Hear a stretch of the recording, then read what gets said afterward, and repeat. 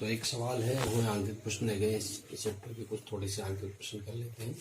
सवाल आपके नोट्स में दिया गया, मैं पढ़ के बता रहा हूँ। इसमें विभवमापी के प्राथमिक परिपथ में 2.2 वोल्ट विद्युत वाहक बल और 1 ओम आंतरिक प्रतिरोध की बैटरी और 20 ओम परास का धारा नियंत्रक लगा है। यदि विभवमापी के तार की लंबाई और प्रतिरोध क्रमशः 10 मीटर और 20 ओम है तो विभव प्रवणता की न्यूनतम और अधिकतम मान ज्ञात कीजिए। तो हम जानते हैं विभव प्रवणता जो है, विभव प्रवणता का जो सूत्र होता है x बराबर, ये सूत्र होता है, वैसे तो सूत्र ये होता है x बराबर E/L के, लेकिन ये सूत्र भी हम इस्तेमाल करते हैं और ये तब करते हैं जब हम प्राथमिक परिपथ का इस्तेमाल करते हैं, और ये तब करते हैं जब मानकीकरण में द्वितीयक परिपथ का हम इस्तेमाल करते हैं। ठीक है, तो अब विभव प्रवणता के हमें क्या क्या मान दिए गए हैं। एक तो दिया है कि प्राथमिक सेल का विद्युत वाहक बल EP बराबर 2.2, विभव तार का प्रतिरोध R बराबर 20 ओम, आंतरिक प्रतिरोध स्मॉल r बराबर 1 ओम, विभव तार की लंबाई L बराबर 10 मीटर, धारा नियंत्रक RH की परास R डैश बराबर।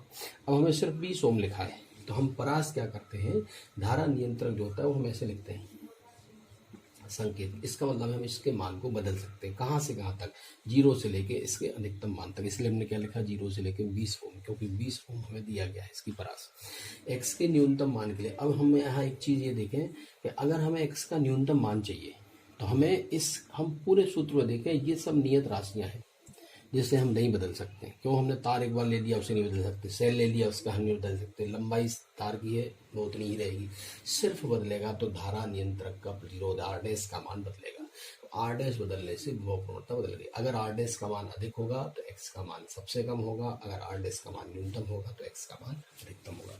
तो R डैश के न्यूनतम मान के लिए, x के न्यूनतम मान के लिए, x यानी विभव प्रवणता, ये कम से कम होगा कब, जब R डैश का मान अधिकतम। R डैश का अधिकतम मान कितना है, 20 ओम। तो x के न्यूनतम मान के लिए R डैश का मान क्या होना चाहिए, अधिकतम होना चाहिए। अब x min, min का मतलब होता है, अंग्रेजी में लिखते हैं इसे हम मिनिमम, और दूसरा लिखते हैं मैक्सिमम, और ये मान होता है न्यूनतम। क्या होता है, न्यूनतम, और ये होता है अधिकतम। तो अब आप ये दो वर्ड याद रखें और इनको शॉर्ट में हम मिन और मैक्स लिखते हैं। अगर किसी संकेत के साथ मिन लिखा है तो आप समझ जाएं उसका मान न्यूनतम है, मिनिमम है, और अगर मैक्स लिखा है तो उसका मान मैक्सिमम है या अधिकतम है। तो एक्स मिन निकालना है यानी मिनिमम निकालना है, तो मिनिमम के लिए R डैश का मान 20 ओम रखना पड़ेगा। तो हमने सूत्र में मान रखा है कुछ नहीं, एक्स मिन जो है, एक्स आ गया, मिन आ गया, EP का मान 2.2 है, R का मान 20 है, स्मॉल r का मान 1 है, R डैश का मान 20 है, R/L 20/10 है, 0 से 0 कट गया, 2.2 बटे 20 20 40 और 41 इंटू ये 2 आ गया, 2.2 में गुणा किया 4.4 बटे 41, 41 का इसमें भाग दोगे तो आएगा 0.11 वोल्ट पर मीटर। ये मिनिमम मान निकल गया। इसी तरह हम x के अधिकतम मान के लिए R डैश के मान को क्या रखेंगे, न्यूनतम रखेंगे, 0 रखेंगे। इसी सूत्र में मान रखना है, सिर्फ हमें इस R डैश की जगह 0 रखना है बस। 2.2 आ गया, 20/10 पहले की तरह आ गया, 20 + 1 + 0 आ गया, 20 और 1 21 हो गया, 0 से 0 कट गया, 2.2 इंटू 2 आ गया अपन 21, 4.4 में 21 से भाग दिया, 0.21 वोल्ट पर मीटर। दोनों में आप हम देखें कि ये मान क्या है, न्यूनतम है, और ये मान क्या है, अधिकतम है, और एक इसके मान है, विभव प्रवणता के मान है ये पूरे के पूरे। ठीक है, अब हम इसमें से दो चीज़ें और बता दें कि 0.11 वोल्ट पर मीटर का मतलब है क्या वास्तव में।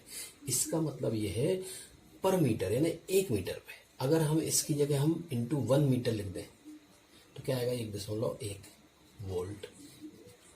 नहीं समझ में आया, वापस से बताता हूँ। देखो, इसका मीनिंग ये है कि अगर हमने कहीं पे लिखा है, जैसे हमने विभव प्रवणता लिखी है, इस विभव प्रवणता का हम मीनिंग बता रहे हैं आपको। एक्स में आया था, क्या आया, 0.11 वोल्ट प्रति मीटर, यानी हर मीटर पे 0.11 वोल्ट ही विभव पतन आएगा। हम कहीं यहाँ से लेके यहाँ तक तार की लंबाई मान लो 10 मीटर है, कितनी, 10 मीटर, तो पहला मीटर यहाँ आया, दूसरा मीटर यहाँ आया, तीसरा मीटर यहाँ आया, लास्ट का 10वां मीटर। तो हम कह रहे हैं 1 मीटर पे, तो हम 1 से क्या कर दें, इसमें गुणा कर दें, तो क्या आएगा, 0.11 वोल्ट अपॉन मीटर और इंटू 1 मीटर। मीटर से मीटर कट जाएगा, इसका गुणा इसमें होगा, तो क्या मिलेगा, 0.11 वोल्ट, यानी 1 मीटर पे विभव पतन कितना आया, इतना। अगर हम कहें विभव पतन हमें निकालना हो 2 मीटर पे, तो हम क्या लिखेंगे, यहाँ 1 मीटर की जगह 2 मीटर, तो क्या हो जाएगा, 11 दूनी 22, तो 2 मीटर पे इतने वोल्ट आएगा। ठीक है, क्यों? पूरे 10 मीटर पे ईपी बराबर कितना है? 2.2 पूरे 10 मीटर पे बढ़ जाता है। तो अब हम इस पे निकालें तो 0.11 इंटू कितना? 0.11 इंटू 10, तो ये कितना आया? ये आ गया आपका। ये एक्चुअल में ये मिनिमम इसलिए आ रहा है क्योंकि हमने आर डैश के मान के हिसाब से आएगा ये। और यहाँ मैक्सिमम वाले में आपको क्लियर हो जाएगा। मैक्सिमम में कितना आ रहा? 0.21, तो ये 0.21 वोल्ट पर मीटर। अगर हम इससे 10 से गुणा कर दें 0.21 इंटू 10 बराबर 2.1 वोल्ट आ गया। और लगभग 2.2 वोल्ट किसका है? ईपी का मान। तो ये आदर्श स्थिति में ये रहता है, क्योंकि थोड़ा बहुत तो मान रहेगा ही रहेगा प्रतिरोध का बीच में कहीं, तो वहां पे विभव का पतन होगा, जो कि इसमें लिया नहीं गया है। तो आप ये सवाल समझ गए होंगे और विभव प्रवणता का सही आकलन आप कर सकते हैं कि विभव प्रवणता होती क्या है, यानी हर मीटर पे कितना विभव पतन हो रहा है ये बताती है विभव प्रवणता। दूसरा एक सवाल और है, और वो ये कहता है दूसरे सवाल में कि एक विभव मापी के प्राथमिक परिपथ में 0.2 एम्पियर की धारा प्रवाहित हो रही है। तार के पदार्थ का विशिष्ट प्रतिरोध 40 इंटू 10 की पावर -8 ओम इंटू मीटर है। काट क्षेत्रफल 0.8 इंटू 10 की पावर -6 मीटर स्क्वायर है। तो विभव प्रवणता का मान ज्ञात कीजिए। अब वापस से विभव प्रवणता के लिए, चूंकि यहाँ धारा नियंत्रक के बारे में कुछ नहीं कहा गया, इसलिए हम वो सब आर डैश वो सब सूत्र नहीं लेंगे। हम क्या लिखेंगे? ईपी अपॉन सीधा एल के, यानी विद्युत वाहक बल बटे लंबाई के। हम जानते हैं प्रतिरोध आर बराबर होता है रो एल अपॉन ए के। तो यहाँ से क्या आ जाएगा? आर इंटू ए बराबर रो इंटू एल, यानी ये आएगा आर ए बराबर रो एल। तो एल बराबर क्या आएगा? R A upon rho. तो एल बराबर आर ए अपॉन रो। तो हम एक्स बराबर, ये जो सूत्र था इसमें क्या करें? एल का मान ये रख दें, तो क्या मिला? एक्स बराबर ईपी की जगह ईपी, एल की जगह आर ए अपॉन रो, रो पहुंच गया ऊपर तो EP into rho upon R A. अब ये विद्युत वाहक बल में हम प्रतिरोध से भाग देंगे तो धारा आ जाएगी, तो आई रो अपॉन ए आ गया। बस x बराबर आई रो अपॉन ए में हमें मान रखना, आई का मान ये दिया है, रो का मान ये दिया है और ए का मान ये दिया है। हमें सिर्फ गुणा भाग करना है। ये आई का मान है, ये रो का है और ये किसका है? ए का है। दशमलव से दशमलव हट गया, 40 दूनी 80, ये आ गए 8 की जगह 8 आ गया, 10 की पावर -8, 10 की पावर -6। ये ऊपर पहुंचेगा तो प्लस का हो जाएगा, तो -8 प्लस थे यानी -2, तो 80/8 यानी 10, 10 × 10 की पावर -10 में, यानी इस ये नीचे जाएगा 100 हो जाएगा, 100 में 1 0 से 1 0 कटेगा, यानी 10/100, 1 0 से कटा 1/10 यानी 0.1 वोल्ट पर मीटर। चलो अब नेक्स्ट क्वेश्चन क्या है हमारे पास? एक ये परिपथ दर्शाया गया है और एक आपको ये धारा की दिशाएं दर्शाई गई हैं। इसे हम क्या कहते हैं? संधि कहते हैं। हमें इस धारा के में आई का मान ज्ञात करना है। ठीक है, एक धारा ये संधि की तरफ पहुंच रही है, ये भी संधि की तरफ पहुंच रही है, ये संधि से दूर जा रही है, संधि से दूर जा रही है, संधि की ओर जा रही है। तो यहाँ लगेगा संधि वाला नियम, किरचॉफ का पहला नियम, जो क्या कहता है? सिग्मा आई का मान या तो हम 0 रखें, पहला तरीका है ये। दूसरा तरीका ये है कि संधि की तरफ पहुंचने वाली धाराएं बराबर संधि से दूर जाने वाली धाराएं। दो तरीके हैं इसके। जब हम इसका इस्तेमाल करेंगे तो हम संधि की ओर जाने वाली धाराओं को प्लस लेते हैं और संधि से दूर जाने वाली धाराओं को माइनस लेते हैं। दोनों अलग अलग तरीके से लागू करना है। हम मान लो सिग्मा आई बराबर 0 लिख रहे हैं, तो हम क्या करेंगे? संधि की ओर जाने वाली धारा को क्या लेंगे? प्लस। संधि की ओर जाने वाली, संधि से दूर जाने वाली धारा को क्या लेंगे? माइनस।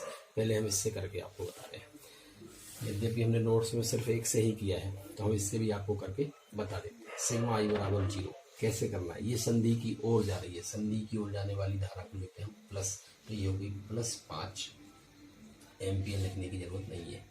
फिर दूसरी धारा, फिर ये भी जा रही संधि की ओर, फिर ये तीसरी धारा संधि से दूर जा रही है, इसे लिखेंगे हम -i।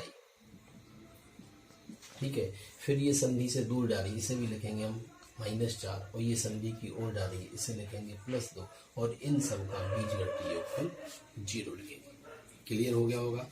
संधि की ओर जाने वाली धाराओं को हम प्लस लेते हैं और संधि से दूर जाने वाली धाराओं को हम माइनस लेते हैं और सभी को जोड़ के उसका योगफल 0 लिख देते हैं।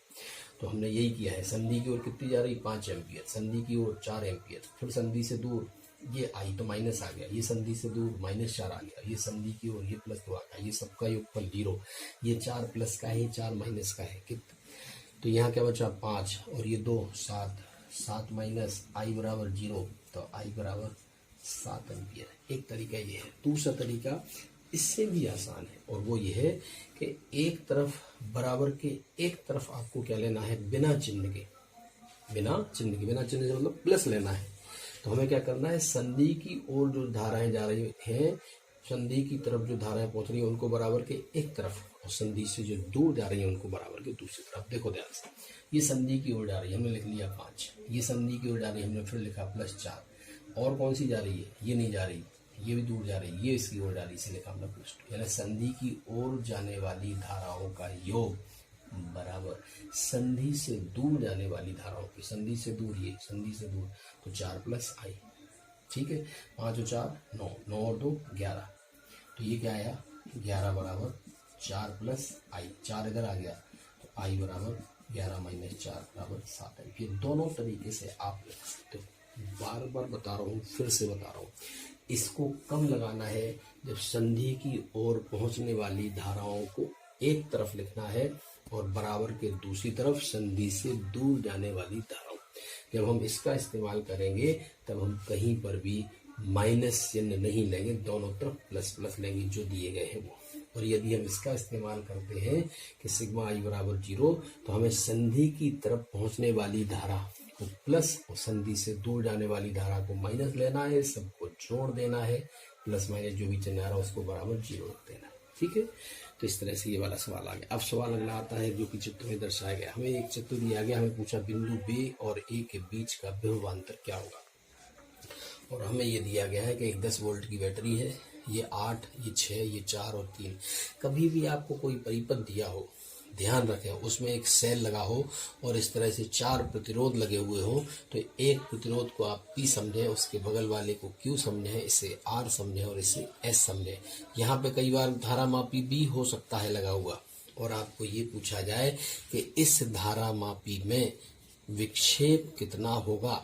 दूसरा ये पूछा जा सकता है बिंदु B और A के बीच का विभवांतर कितना होगा। तो ध्यान से समझे आप, अगर ये इस तरह से आपको परिपथ दिया है, अभी तो इस परिपथ में ये भी नहीं दिया है, आप हमेशा 4 प्रतिरोध दिए हो और इस तरह से दिए हो, एक के बाद एक, ये श्रेणी क्रम इनका समांतर क्रम और बैटरी से जुड़े हैं, तो आप ये समझ जाएं कि निश्चित रूप से ये व्हीट स्टोन सेतु या व्हीट स्टोन तो क्या होती है, P/Q बराबर R/S। यानी अगर दोनों साइड बराबर है इसका मतलब वो सेतु संतुलित है, और जब सेतु संतुलित होता है तो उसमें धारा मापी वाला जो मार्ग होता है उससे बहने वाली धारा का मान 0 होता है। यानी इसमें विक्षेप, किसी तरह का कोई हमें विक्षेप प्राप्त नहीं होता।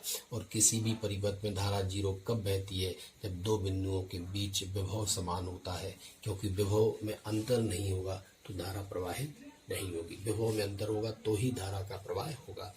तो अगर इन दोनों बिंदुओं का विभव समान होगा तो धारा का प्रवाह नहीं होगा संतुलन की अवस्था में। तो हम पहले देखें कि संतुलित है या नहीं है, तो हम शर्त को पूरी करें। P/Q बराबर R/S। P का मान 8, Q का मान 6, 8/6 बराबर R का मान 4 और S का मान 3। तो इससे हम देखेंगे 8/6 को 2 से काट दिया, 2 से रुके 8 और 2 3 6, 4/3 बराबर 4/3। इसका मतलब ये सेतु संतुलित है। और जब सेतु संतुलित होता है तो ये जो मार्ग होता है, इस मार्ग से बहने वाली धारा का मान होता है 0। और धारा किसी भी परिपथ में बंद है परिपथ, फिर भी धारा 0 है, कब होगी, जब दो बिंदुओं के जो विभव होंगे वो समान होंगे। क्यों, यहाँ विभव में अंतर नहीं होगा, समान विभव होगा, तो समान विभव के कारण बहने वाली धारा का मान क्या होगा, 0 होगा। क्यों, क्योंकि धारा इससे प्रवाहित नहीं होगी। इसका मतलब बिंदु B का विभव और बिंदु A का विभव समान होगा, तो इनके विभव में जो अंतर है वो 0 होगा। जैसे मान लो विभव 10 है, दूसरे का भी 10 है, तो 10 - 10 0, तो VAB का मान क्या आएगा, 0, VBA का मान क्या आएगा, 0। क्यों, दोनों बिंदुओं के विभव समान है, इसलिए इनके विभव में अंतर क्या होगा, 0 होगा। तो अब नेक्स्ट ये हमारे पास परिपथ दिया गया है। इस परिपथ में हमें पूछा है, देखो क्या दिया परिपथ में, एक 2 वोल्ट की बैटरी है, इसका आंतरिक प्रतिरोध 1 ओम है। 4 वोल्ट की बैटरी जिसका आंतरिक प्रतिरोध 2 ओम है, बाह्य प्रतिरोध 5 ओम। इसके साथ इनको श्रेणी क्रम में जोड़ा गया है। हमने आपको बताया था सेलों का श्रेणी क्रम और सेलों का समांतर क्रम। जब भी हम श्रेणी और समांतर निकालते हैं तो हम इस सूत्र का इस्तेमाल करते हैं, धारा बराबर E। तो अब हमारे पास ये परिपथ दिया गया है, इसमें 2 सेल, एक सेल ये है 2 वोल्ट का, इसका आंतरिक प्रतिरोध 1 ओम है। एक सेल 4 वोल्ट का, इसका आंतरिक प्रतिरोध 2 ओम है। बाह्य प्रतिरोध 5 ओम से जोड़ा गया है। इसमें परिपथ में बहने वाली धारा का मान हमें ज्ञात करना है। तो धारा का मान ज्ञात करने के लिए सूत्र होता है, हमने आपको श्रेणी क्रम और समांतर क्रम पढ़ाया था सेलों का, जिसमें सूत्र जब भी हम धारा का मान निकालेंगे तो ऊपर निकालेंगे कुल विद्युत वाहक बल और नीचे आएगा कुल प्रतिरोध। तो ये ई क्यू लिखते हैं तुल्य प्रतिरोध, तुल्य विद्युत वाहक बल को, और अपॉन में आर बाह्य प्रतिरोध प्लस आंतरिक प्रतिरोध का तुल्य प्रतिरोध कितना है, आंतरिक तुल्य प्रतिरोध कितना है वो आर ई क्यू। तो इस परिपथ को अगर हम ध्यान से देखें तो ये वास्तव में इस तरह का है कि इसके साथ 1 ओम का ये प्रतिरोध लगा है, फिर एक बैटरी आ गई, फिर इसके साथ एक और प्रतिरोध लगा है 2 ओम का, 2 ओम, 1 ओम, और ये बाह्य प्रतिरोध 5 ओम से जुड़ा है। तो अगर हम थोड़ी देर के लिए इन बैटरियों को बंद कर दें तो ये सब के सब प्रतिरोध श्रेणी क्रम में, तो R plus R E Q ये दोनों श्रेणी क्रम में तो जुड़ जाते हैं प्रतिरोध श्रेणी क्रम में, तो R1 प्लस R2, यहाँ ई क्यू यानी E1 प्लस E2, क्योंकि सेल को हम श्रेणी क्रम में इस तरह से जोड़ते हैं प्लस माइनस, चूंकि यहाँ माइनस प्लस प्लस माइनस आ गया तो हम क्या करेंगे, अधिक वाले में से कम को घटा देंगे। अगर माइनस प्लस प्लस होता तो हम जोड़ देते एक के बाद एक, चूंकि यहाँ उल्टे जुड़ रहे हैं इसलिए हम क्या करेंगे, ज्यादा वाले में से कम को घटा देंगे। तो हमने क्या किया है, ई क्यू में E1 प्लस E2, E1 का मान 4, E2 का मान 2, माइनस कर दिया क्योंकि इसकी दिशा उल्टी है, upon capital R 5 ohm, small R1 प्लस R2 1 प्लस 2, तो 2 4 माइनस 2 आ गया, 5 1 6 2 8 बटे यानी 0.25 एम्पियर। इस तरह से हम इसका मान ज्ञात कर सकते हैं। इसके बाद अगला जो सवाल दिया गया है इसकी ठीक बाद में, और वो एक परिपथ दिया है आपको, और उस परिपथ में क्या कहा गया है कि इस परिपथ में एक मीटर सेतु को दर्शाया गया है, ठीक है, और इस मीटर सेतु में हमें क्या पता करना है, इस आर का मान पता करना है। हम सामान्यतः यहाँ क्या लगाते थे, अज्ञात प्रतिरोध, क्या लगाते थे, अज्ञात प्रतिरोध। तो हमें अज्ञात प्रतिरोध का मान ज्ञात करना है। यहाँ पर आपको एक बैटरी दी गई है और ये इसके साथ, और ये धारा मापी, और यहाँ जॉकी जे पर यहाँ से यहाँ तक की दूरी 20 सेंटीमीटर, यानी हमेशा उच्च विभव वाले बिंदु से जॉकी जहाँ टच करती है संतुलन बिंदु की जो दूरी होती है वो L होती है। अगर यहाँ से यहाँ तक की पूरी दूरी 100 सेंटीमीटर है, यहाँ से यहाँ तक 20 है, तो बाकी जो बचेगी वो 80 सेंटीमीटर आ जाएगी, ठीक है। अब हम देखते हैं इसमें हम कैसे निकालेंगे। सूत्र क्या होता है, ये लिखा हुआ है S बराबर 100 minus L upon L into R। तो 100 माइनस, अब कैसे आया, S बराबर 100 minus L upon L into R के। यहाँ जो R होता है और ये जो S है, S तो अज्ञात है, अज्ञात इधर आता है, जबकि अज्ञात का मान यहाँ R ओम है, तो हम यहाँ लिख देते हैं R। इस R की जगह जो ज्ञात ओम है वो क्या है, 55 है, तो यहाँ S ये वाला आ जाएगा, 55 आ जाएगा। बात समझ में आइए।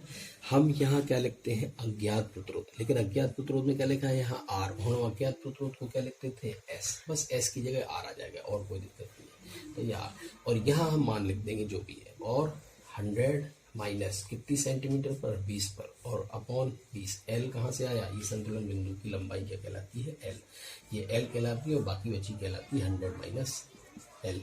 तो ये 100 माइनस 20 ये मान आ गया। इसमें से 80 बटे 20 इंटू 55, तो 20 से 4 बार कट गया, 4 के गुणा 55 किया 220। इस तरह से मान क्या आ जाएगा, 220, कितना मान आएगा, 220 ओम। समझ में आया आपको। अगर कोई दिक्कत है इसमें तो सिर्फ ये हो सकती है कि ये S और ये R है, हमें ये ध्यान रखना है, यहाँ हमेशा आता है अज्ञात प्रतिरोध, और हम इस सूत्र में लेफ्ट साइड में लिखते हैं अज्ञात प्रतिरोध, इसे भूल जाओ। और यहाँ जो आएगा वो आएगा 100 माइनस L अपॉन L, ये दूरियां आएंगी, बाकी एक प्रतिरोध कौन सा बचा, ये वो यहाँ आ जाएगा, बस ऐसे याद रखना। अगला सवाल है, आपको ये दिया है एक सवाल, ये भी मीटर सेतु का सवाल है। इस मीटर सेतु में कहा गया है कि संतुलन की बिंदु, संतुलन की अवस्था 40 सेंटीमीटर मिल रही, तो बाकी कितनी बचेगी, 100 माइनस 40 यानी यहाँ से यहाँ तक 60 बचेगी। हमें पूछा है संतुलन की स्थिति में इसमें से बहने वाली धारा 0, यानी इस बिंदु का और इस बिंदु का विभव समान, तो एक तरह से ये खुले परिपथ की तरह काम करेगा। हमें पूछा है इस x का मान क्या होगा और इसमें से बहने वाली धारा क्या होगी, तो हम बहुत आसानी से निकाल सकते हैं। कैसे निकालेंगे, वही वापस से सूत्र, कौन सा, ये धारा मापी वाला, क्या था, 100 माइनस L अपॉन L, तो ये आ गया 100 minus L upon L into R। हमने क्या बताया आपको, ये होता है अज्ञात प्रतिरोध, यहाँ लिखते, तो अज्ञात प्रतिरोध की तो जगह मान दिया गया है वो कितना है 3, तो इसकी जगह कितना है 3, और इसकी जगह क्या लिखा है x, R की जगह क्या आ गया है x, तो यहाँ हम R ना लिख के यहाँ पे क्या लिखते हैं, ये आ गया x, अज्ञात की जगह आ गया 3, और 100 माइनस L की जगह क्या आ जाएगा 40, और यहाँ पे भी क्या आ जाएगा 40। देखो ये आ गया 100 माइनस यहाँ से आ गया, ये 3 है, 100 - 40 60, 60/40 इंटू आर को हम क्या कह रहे हैं यहाँ, एक्स कह रहे हैं, ये वाला एक्स। तो आर की जगह हमने आर लिख दिया है, आप चाहो तो उसको एक्स एक्स लिख लो, क्योंकि इसमें हमने कुछ नहीं लिखा है, यहाँ एक्स लिखा है, क्योंकि हमें एक्स ज्ञात करना है। तो हमें क्या मिला, एक्स इंटू 60। कहाँ से आई, देखो ये हम वापस लिख रहे हैं इसको, यहाँ क्या मिला हमें, इंटू एक्स मिला है। और ये इंटू और एक्स एक जैसे लग रहे हैं तो ऐसा लिख देते हैं। इसका गुणा होगा इसमें 40 इंटू 30 120, 100 में से 40 गए 60, तो 60 इंटू एक्स बराबर 120। तो ये आ गया 60 इंटू एक्स बराबर 120, तो एक्स बराबर 120/60 यानी 2। तो हमें पता चल गया इस एक्स का मान। अब हम ध्यान से देखें, यहाँ से धारा जाएगी, एक रास्ता ये धारा के लिए, एक रास्ता ये, लेकिन ये दोनों कैसे हैं, समांतर क्रम में। तो ये पूरा का पूरा विभव यहाँ भी होगा 6 वोल्ट, यहाँ भी होगा 6 वोल्ट। तो इन दोनों के बीच जो है कितना विभवांतर आ गया, 6 वोल्ट। इसका मान कितना आया, 2 ओम। तो 2 ओम और 3 ओम कैसे हैं, श्रेणी क्रम में। तो कुल कितना हो गया, 5 ओम। धारा आई का मान ज्ञात करना है, तो आई बराबर E/R के। तो ई कितना आया, ये रहा 6 वोल्ट, क्योंकि ये भी 6 और ये भी 6, दोनों कैसे हैं, समांतर क्रम में। समांतर क्रम में विभव का मान समान रहता है, तो ये आ गया 6। आर का मान आया 2 + 3 यानी 5, तो 6/5 यानी 1.2 एम्पियर। इस तरह से हम धारा का मान भी ज्ञात कर सकते हैं।